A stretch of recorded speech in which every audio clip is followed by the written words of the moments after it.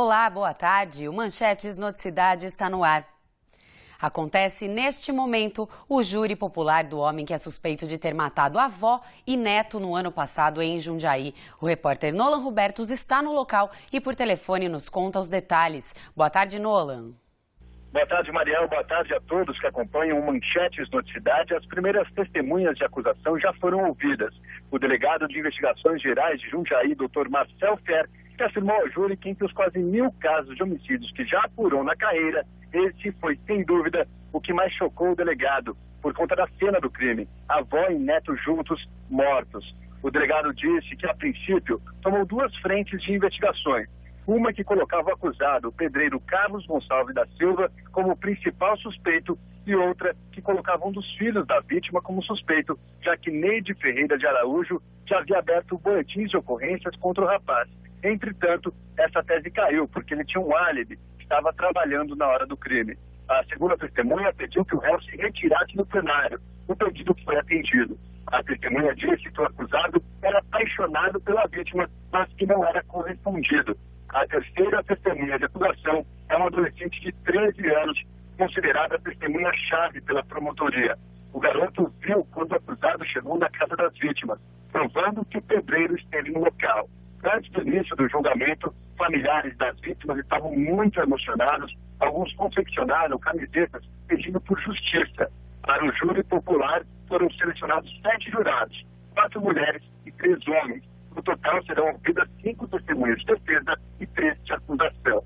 O crime chocou a cidade de Jundiaí, aconteceu na Vila Hortolândia, um dia depois do último Natal. A mulher foi esfaqueada e um menino de 11 anos foi degolado. A audiência está prevista para terminar até o fim da tarde de hoje. A reportagem completa, hoje às 7h15, no Noticidade. Nolan Robertos, de Jundiaí, para o Manchetes Noticidade. E mais crueldade. Um casal de mendigos foi queimado com querosene em Sorocaba. Veja na reportagem. A rua no Jardim Abaeté é pouco movimentada. Na calçada onde os dois estavam, vestígios de que moravam aqui. Há restos de roupas, calçados, alimentos e colchão. Segundo o boletim de ocorrência, a mulher de 25 e o homem de 31 anos foram agredidos enquanto dormiam por suspeitos que passavam de carro. Os criminosos teriam jogado querosene e ateado fogo em seguida. As chamas atingiram ainda muro, árvores e esta carroceria de 18 metros estacionada no local. As lanternas deste outro caminhão derreteram. As vítimas foram encaminhadas à unidade de pronto atendimento da Zona Norte.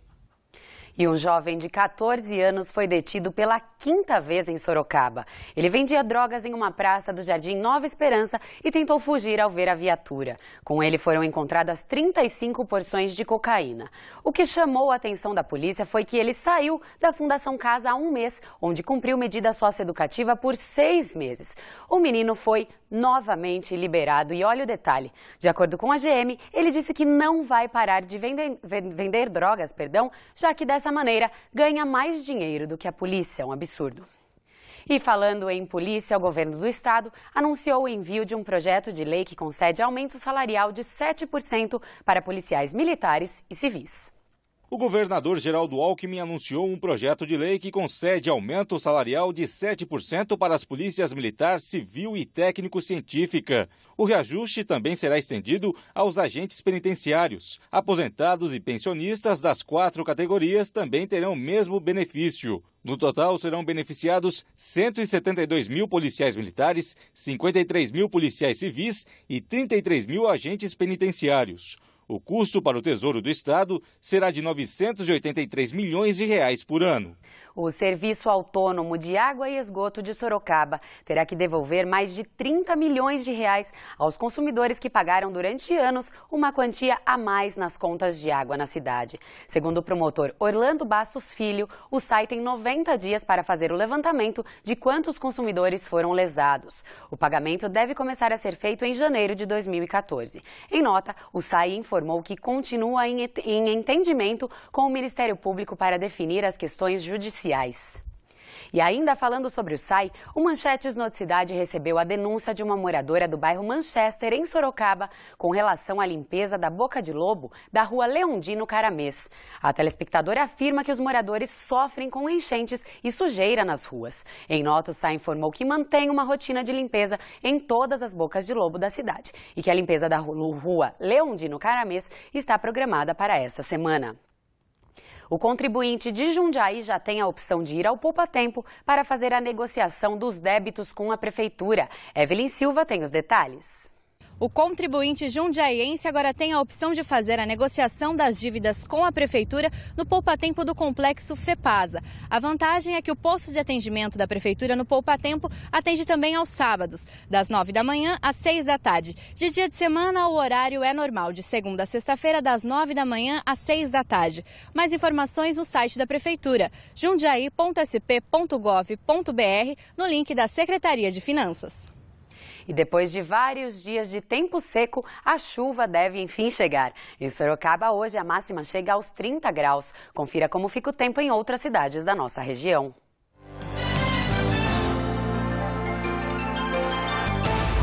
Em Votorantim, as temperaturas variam entre 16 e 32 graus. Várzea Paulista, Jundiaí e Porto Feliz têm mínima de 17 e a máxima também deve ser de 32 graus.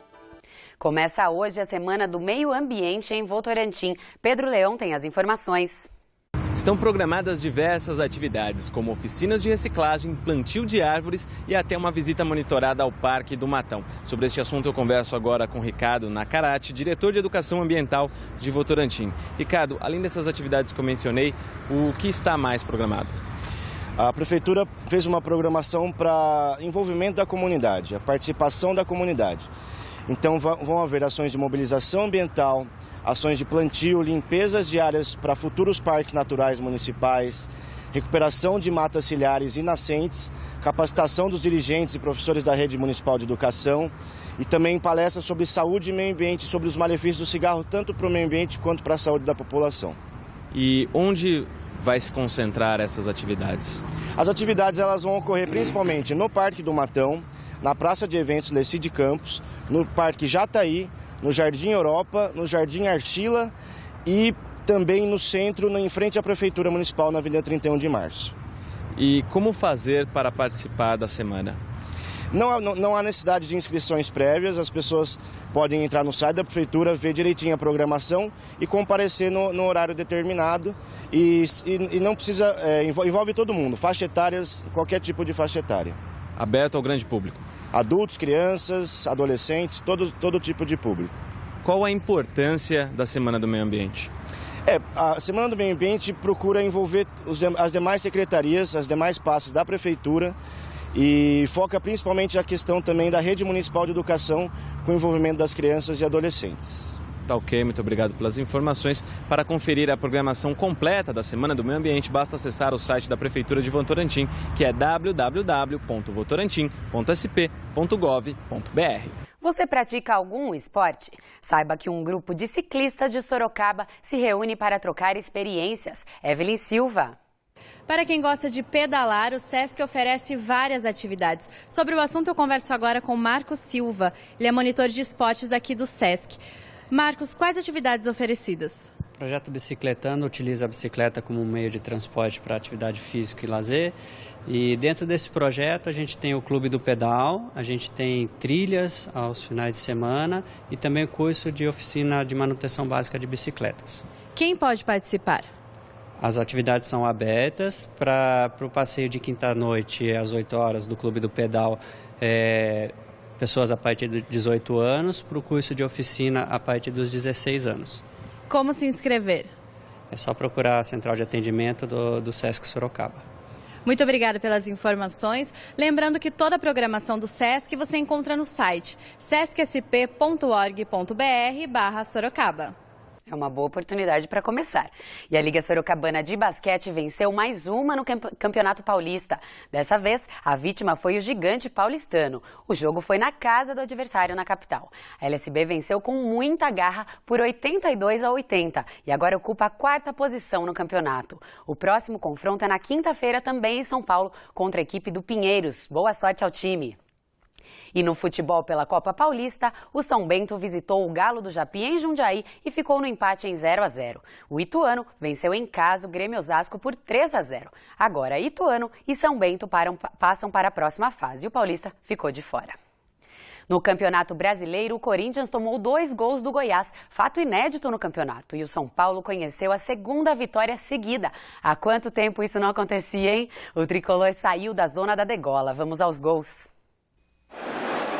O Cruzeiro venceu o Atlético Paranaense com este gol de Newton e se mantém na liderança isolada do Campeonato Brasileiro. Na Vila Belmiro, pressão do Botafogo. Rafael Marques tocou, Aranha rebateu e Elias chegou com tudo. Botafogo 1, Santos 0. O Fogão chegou ao segundo gol depois do cruzamento de Yuri para mais um gol de Elias. Botafogo 2-0. O Peixe diminuiu com Cícero, acertando esse chute no ângulo de Jefferson. Final, Botafogo na cola do Cruzeiro 2, Santos 1. Em Porto Alegre, Jô rolou para Diego Tardelli, que encontrou Fernandinho na marca do pênalti. Gol do Galo. Ficou assim, Atlético Mineiro longe da zona do rebaixamento 1. Grêmio, terceiro colocado, 0. Em São Januário, Jadson cobrou escanteio na cabeça de Rodrigo Caio. E sem marcação ele abriu o placar para o São Paulo. 1-0 sobre o Vasco.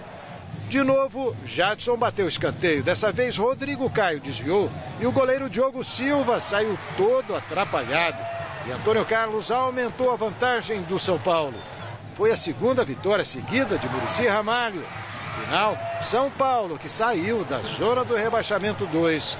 Vasco, que entrou na degola, 0. Em Curitiba, Bárbio cruzou e o Alisson fez 1-0 Bahia sobre o Curitiba. Agora foi Bárbio quem recebeu e ampliou para o tricolor baiano, 2-0. O Bahia marcou de novo, só que foi contra. Tite jogou nas próprias redes, 2-1. E no final do jogo, o gol mais bonito da rodada, Alex, de bicicleta, fez um golaço. Final, Curitiba 2, Bahia também 2. Em Campinas, a Ponte saiu na frente do Flamengo com o Arthur. Macaco 1-0. O Flamengo empatou com o André Santos, que matou no peito, se livrou da marcação e chutou. A bola desviou na zaga e traiu o goleiro Roberto. Ponte Preta 1, Flamengo 1, placar final. Em Criciúma, jogada pela esquerda do ataque do Internacional. D'Alessandro cruzou para o toque de Otávio e foi só. Internacional 1, Criciúma 0. No Maracanã, a Lusa fez 1-0 com o Diogo contra o Fluminense. O time das Laranjeiras virou o marcador. Primeiro com Rafael Sobis batendo o pênalti. E em seguida com Wagner, sozinho na pequena área. Final, Fluminense 2, Portuguesa 1. No Barradão, o Lanterna Náutico marcou 1-0 com Hugo contra o Vitória. O rubro-negro baiano empatou com Diney. 1-1. Virada do Vitória, calcanhar de Neto Coruja para Juan. E o passe para Diney tocar de letra. 2-1. Vitória. Placar final. Um Pacaembu estranho, com pouca gente antes do jogo. Um Corinthians estranho, perdendo as poucas chances de gol que criava.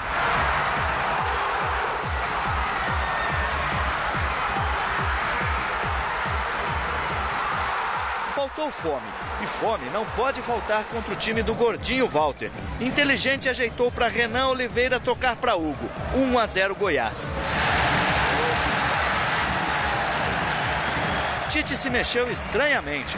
Atacante no lugar do zagueiro. Saiu Paulo André, entrou Emerson. O time de Douglas Gil cabeceou e Pato desviou. A bola ainda girou e bateu no zagueiro antes de entrar. Um gol estranho. Jogando com um zagueiro a menos, o Corinthians ficou desorientado. Todos se confundiram na cobrança de escanteio e Amaral, livre, definiu o jogo. 2-1 Goiás. No fim do estranho jogo, a torcida do Corinthians cobrou.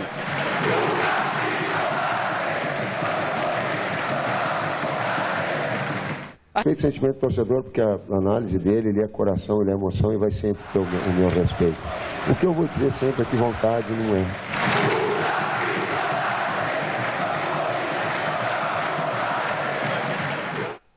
O Manchetes Noticidade fica por aqui. Outras notícias da região você assiste às 7h15 no Noticidade com Simone Marqueto.